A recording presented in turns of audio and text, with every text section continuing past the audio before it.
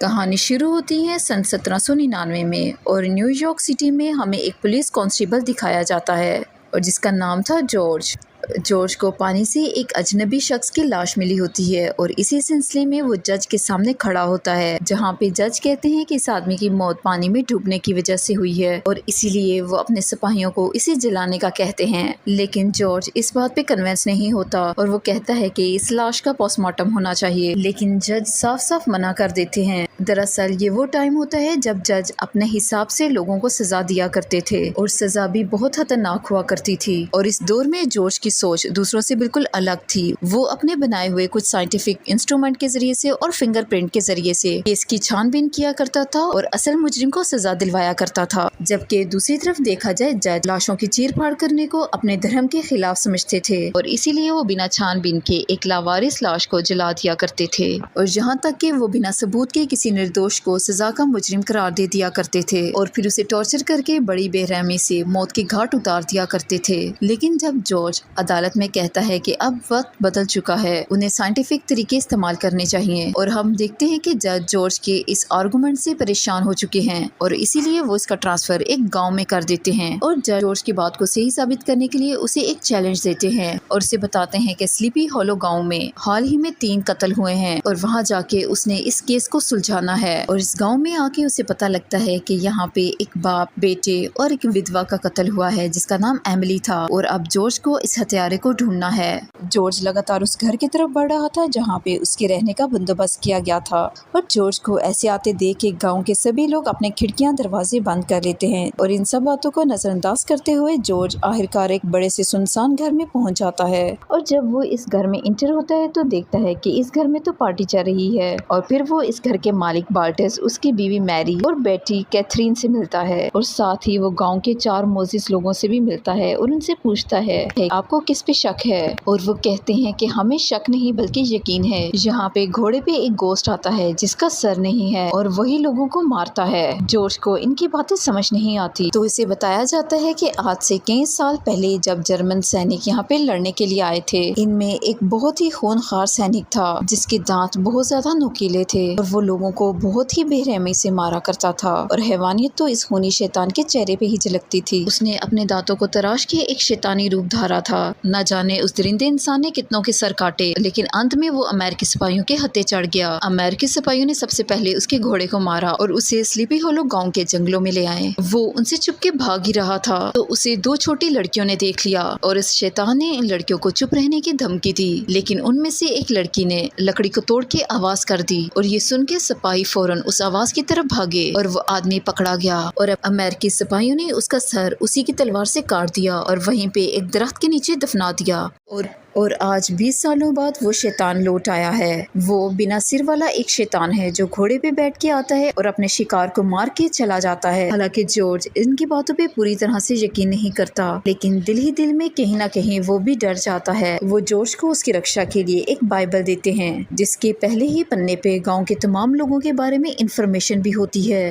इससे पहले कि जॉर्ज अपने इन्फॉर्मेशन को शुरू करता, यहाँ पे एक और कत्ल हो जाता है और अब उसका बेटा जो कि अनाथ हो चुका है, जॉर्ज उसे अपने साथ अपनी इन्वेस्टिगेशन में शामिल कर लेता है। और अब जब गांव के 4 जो रिस्पेक्टेबल आदमी होते हैं और इनमें एक मजिस्ट्रेट होता है और वो जॉर्ज को बताते हैं कि अब तक 4 नहीं बल्कि 5 कत्ल हो चुके हैं। एमिली जिसका कत्ल हुआ था वो दरअसल प्रेग्नेंट थी और उसके पेट में उसका बच्चा था और इतने में उनके पीछे खड़ा पादरी उन्हें घूरने लगता है और जिसके बाद जज फौरन वहाँ से चला जाता है। अभी तक जॉर्ज को इस मामले में कुछ भी समझ नहीं आ रहा था। अब रात के वक्त जब वो अपने घर जाता है तो उसकी मुलाकात कैथरीन से होती है क्योंकि वो कैथरीन के घर पे ही रह रहा था। अब कैथरीन बातों के दौरान उसे बताती है कि मैरी उसकी असली मॉम नहीं है, मेरी असली मॉम की मौत हो चुकी है। जब मेरी मॉम बहुत ज्यादा बीमार थी तो मैरी उनकी नर्स थी और मेरी मॉम के बाद मैरी ने मेरे पिता से शादी कर ली। और कैथरीन उसे ये भी बताती है कि मारे जाने वालों में हमारे कुछ रिश्तेदार भी शामिल थे जिनका नाम पीटर था और वो इस गांव के सबसे अमीर शख्स थे, उन्हें उनके बेटे के साथ कत्ल कर दिया गया। और जब हम लोग इस गांव में आए थे तो उन्होंने हमें रहने के लिए छोटी सी जगह दी थी और इसके बाद मेरे पिता ने मेहनत करके ये घर बनाया। दरअसल कैथरीना बहुत ही स्पिरिचुअल होती है और इसके बाद वो जॉर्ज को एक किताब भी देती है जो कि उसकी मॉम ने उसे दी थी और ये बुक जादू टोने के बारे में होती है।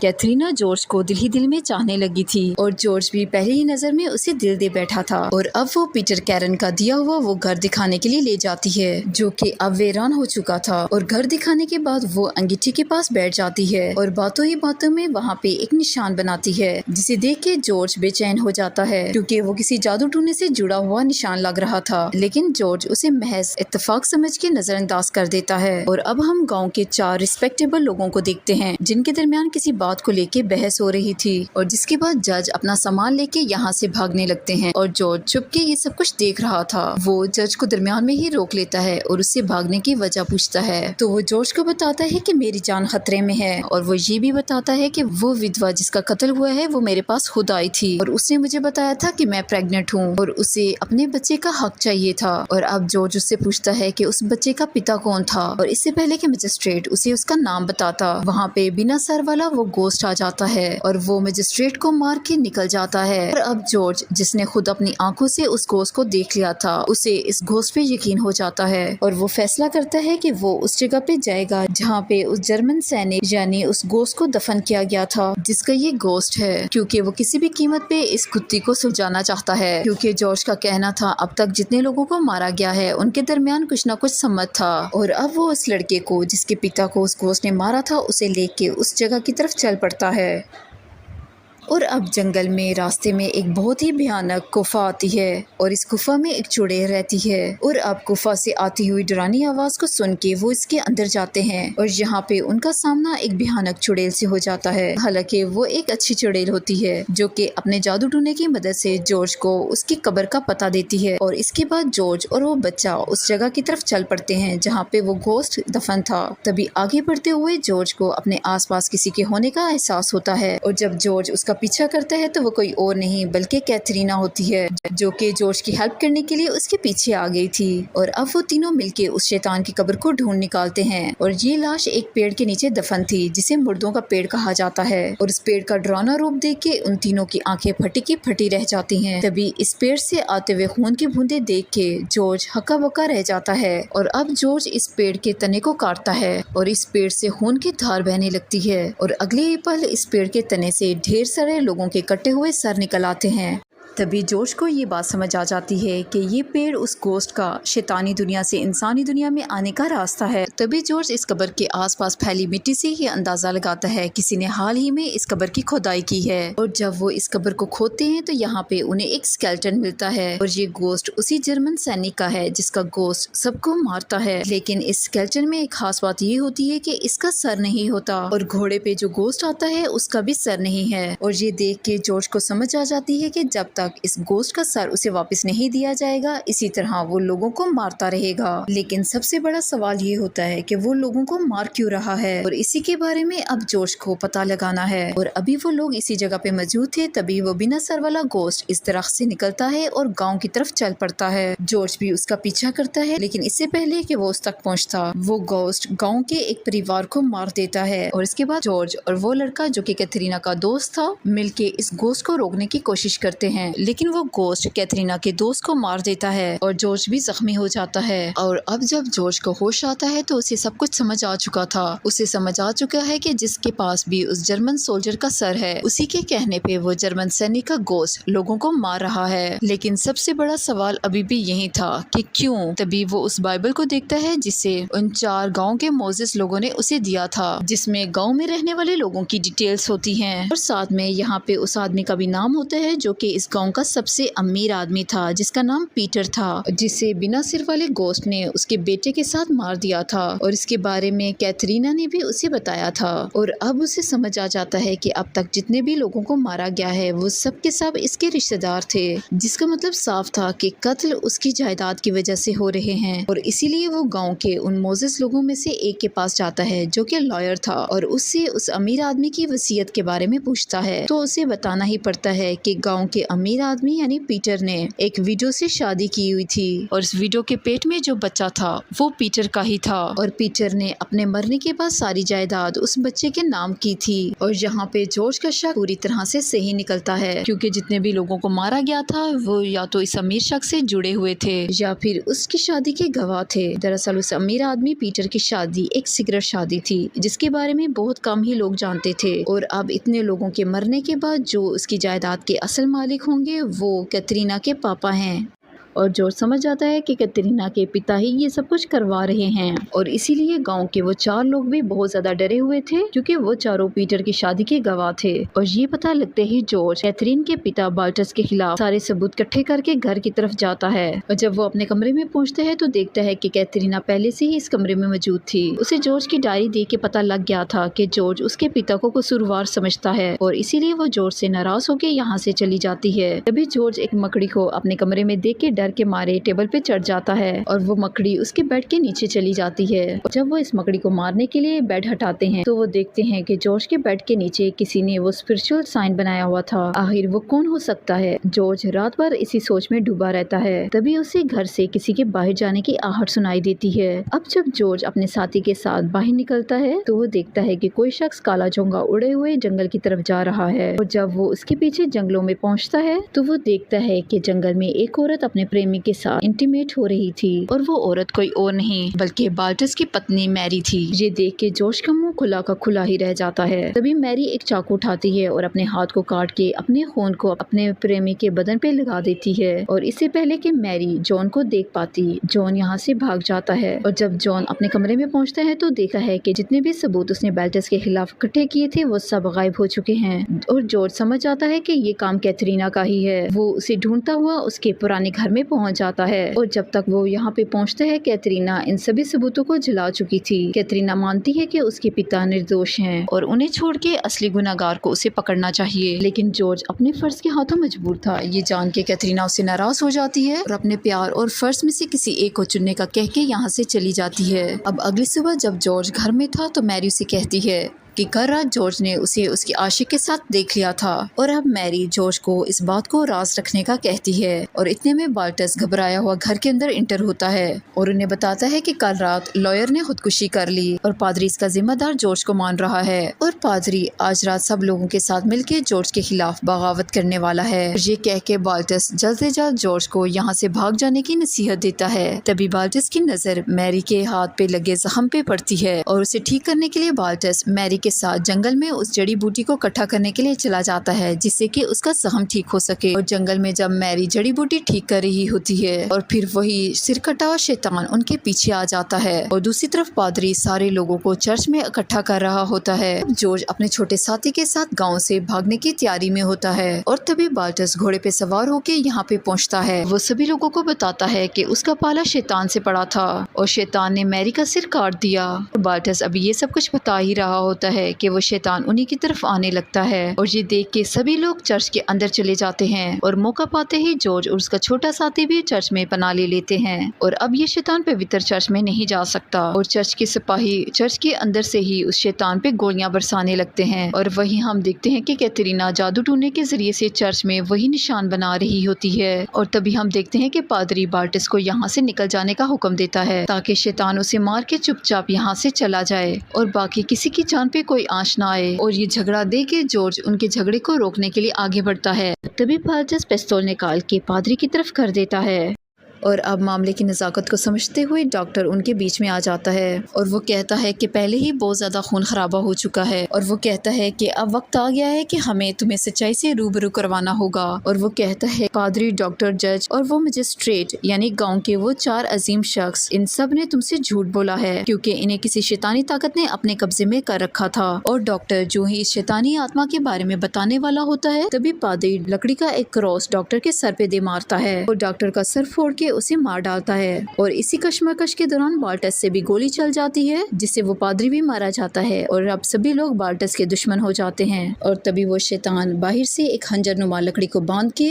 बाल्टस की ओर दे मारता है, जो कि बाल्टस की छाती को चीर के रख देता है। और ये देख के कैथरीना चीख उठती है और फिर ये शैतान बाल्टस को बाहर खींच लेता है और फिर उसके भी सिर को काट के अपने साथ ले जाता है। और इस भयानक सीन को देखते ही कैथरीना बेहोश हो जाती है और जॉर्ज नोट कर पाता है कि उसकी उंगलियों पे चौक के निशान थे और ये वही चौक का निशान था जिसके जरिए से जॉर्ज के बेड के नीचे वो इवल आई बनाई गई थी। और वो समझ आता है कि कैथरीना के फादर इस घोस्ट को कंट्रोल नहीं कर रहे बल्कि कैथरीना खुद कर रही है, क्योंकि अपनी माँ और पिता के मरने के बाद वो इस बड़ी जायदाद की मालिक होगी। लेकिन अभी भी वो इस बात पे पूरी तरह से यकीन नहीं कर पा रहा था, क्योंकि उसे कैथरीना पे यकीन होता है और वो कैथरीना से बहुत प्यार भी करता है। और इसीलिए वो डिसाइड करता है कि वो इस मामले में किसी को कुछ नहीं बताएगा और चुपचाप वो इस गांव को छोड़ के चला जाएगा। और जब वो इस गांव को छोड़ के जा रहा होता है तो वहाँ पे कैथरीना की माँ मैरी की लाश को ले आया जाता है। और अब वो रास्ते में उस किताब को खोलता है जो कि कैथरीना ने उसे दी थी, जो कि कैथरीना की माँ की होती है और जिसमें जादू टूने के बारे में लिखा होता है। और जब वो उस आई के निशान को देखता है जो कि उसके बेड के नीचे बनाया गया था, तो उसे पता लगता है कि ये कोई इवल निशान नहीं है बल्कि ये एक पवित्र निशान है जिसके जरिए से किसी भी घोस्ट को खुद से दूर भगाया जा सकता है। जिसका मतलब ये था कि कैथरीना ने उसकी जान को बचाने के लिए वो निशान उसके बेड के नीचे बनाया था और साथ में वो निशान उसने चर्च में भी बनाया था, जिसकी वजह से वो घोस्ट चर्च के अंदर नहीं आ पाया था। और अब जॉर्ज को समझ आ गई थी कि इसके पीछे जरूर कोई और है और इसीलिए वो मैरी की डेड बॉडी के पास जाता है। और जब वो मैरी की डेड बॉडी खोलता है और उसके हाथ में मौजूद कट के निशान को देखता है और जिससे उसे पता लगता है कि लाश को वो जख्म मरने के बाद दिया गया था, जिसका मतलब साफ जाहिर था कि वो मैरी की लाश नहीं है। और जॉर्ज का ये अंदाजा बिल्कुल ठीक था, मैरी असल में जिंदा है और वही ये सब कुछ कर रही है। और दूसरी तरफ हम देखते हैं कि मैरी कैथरीना को बेहोश करके एक पुराने विंड मिल में ले आई थी और यहाँ पे कैथरीना के होश आते ही मैरी उसे अपनी सच्चाई के बारे में बताती है। दरअसल 20 साल पहले मैरी के पिता इस शहर के सबसे अमीर शख्स पीटर के यहाँ मुलाजिम थे और पीटर ने उन्हें रहने के लिए एक छोटी सी झोपड़ी दी थी, जहाँ पे मैरी अपने माता पिता और एक बहन के साथ हंसी खुशी जिंदगी गुजार रही थी। और फिर एक रात अचानक से मैरी के पिता की डेथ हो गई और पीटर ने इस सारे परिवार को यहाँ से बाहर निकाल दिया और अपने रिश्तेदार बाल्टस यानी कैथरीन के पापा को ये घर सौंप दिया। मैरी अपनी सिस्टर और माँ के साथ गांव में भटकती रही, लेकिन किसी ने उन्हें आसरा न दिया क्योंकि गांव वाले मानते थे कि मैरी की माँ एक चुड़ैल है और इसीलिए मजबूरन उन्हें जंगलों में आसरा लेना पड़ा। और 1 साल बाद मेरी माँ की भी मृत्यु हो गई और मैं अपनी बहन के साथ अकेली रह गई। और इसके बाद मैंने जंगल में एक सैनिक को देखा जो कि बहुत ज्यादा जख्मी था और जब उसने दम तोड़ दिया और मैं काला जादू जानती थी, मैंने अपनी मॉम से सीखा था, तो मैंने उसकी डेड बॉडी से अपनी आत्मा का उसकी आत्मा से सौदा किया और उसके सिर को अपने पास रख लिया। मैं गांव के सबसे अमीर आदमी यानी पीटर से बदला लेना चाहती थी और साथ में तुम्हारे परिवार से भी, क्योंकि जिस घर में हम रहा करते थे, क्योंकि पीटर ने वो घर तुम्हारी फैमिली को दे दिया। और इसीलिए कई साल बाद जब मैं बड़ी होगी तो मैं तुम्हारे घर में तुम्हारी माँ की नर्स बन के आई। मैंने ही तुम्हारी माँ को मारा था, वो बीमारी से नहीं मरी थी। और इसके बाद जॉर्ज जब इस कत्ल की छानबीन के लिए गांव में आया तो मैरी ने उन तमाम लोगों को भी मरवा दिया जो कि पीटर की शादी के गवाह थे। और मैरी की सच्चाई डॉक्टर, जज और लॉयर भी जानते थे और इसीलिए मैरी ने अपने हुस्न के जाल में पादरी को भी फंसा लिया। और जॉर्ज ने जंगल में मैरी को जिस आदमी के साथ देखा था वो कोई और नहीं बल्कि वो पादरी था। और डॉक्टर के मैरी की नुकरानी के साथ नाजायज संबंध थे और इस बात को छुपाने के लिए डॉक्टर ने भी मैरी का साथ दिया और लॉयर ने तो मैरी के डर से ही खुदकुशी कर ली। सिर्फ जज ने मैरी के खिलाफ आवाज उठाई तो मैरी ने भी उसे मौत के घाट उतरवा दिया। और इसके बाद अंत में उसने अपनी नौकरानी सारा को मार के अपने कपड़े पहना दिए ताकि लोगों को गुमराह किया जा सके कि मैरी मर चुकी है और जो कि बाल्टस शैतान को देख के यहाँ से भाग गया था और इसीलिए वो मैरी की सच्चाई को जान नहीं पाया और अंत में वो भी मारा गया। और अंत में उसने सिर्फ कैथरीना को ही अपने रास्ते से हटाना था और जिसके बाद वो पीटर के जायदाद की अकलौती मालिक बन जाएगी। और कैथरीना को मारने के लिए उसने एक बार फिर से उस घोस्ट को जगा दिया था और वो मौत बन के कैथरीना को मारने के लिए ही आ रहा था। लेकिन इतने में ही जॉर्ज वहाँ पे आ जाता है, लेकिन इससे पहले कि वो कैथरीना और अपने छोटे साथी को लेके यहाँ से भाग पाता, इससे पहले ही वो शैतान वहाँ पे पहुँच जाता है। और अब जॉर्ज इस घोस्ट से बचने के लिए उस विंड मिल में आग लगा देता है और वो विंड मिल भी एक बड़े धमाके के साथ जल के खाक हो जाता है। लेकिन इससे उस घोस्ट को कोई फर्क नहीं पड़ता और अब वो अपने घोड़े पे सवार होके कैथरीना के पीछे लग जाता है। जॉर्ज जैसे तैसे करके कैथरीना को उस शैतान की कब्र के पास ले आता है और इतने में मैरी भी वहाँ पे पहुँच जाती है और उसके पास उस शैतान की खोपड़ी भी होती है। मैरी जॉर्ज को गोली मार के कैथरीना को अपने वश में कर लेती है और अब वो शैतान को अपने पास बुलाने लगती है और शैतान भी काफी हद तक उसके नजदीक पहुंच चुका था। और अब जॉर्ज भी उठ खड़ा होता है और वो मैरी पे झपट पड़ता है और मैरी और जॉर्ज के दरमियान में उस खोपड़ी को लेके काफी मारामारी होती है और अंत में जॉर्ज का वो छोटा साथी मैरी के सर पे एक जोरदार वार करता है, जिसकी वजह से मैरी वहीं पे बेहोश हो जाती है। और दूसरी ओर शैतान ने कैथरीना को जकड़ लिया था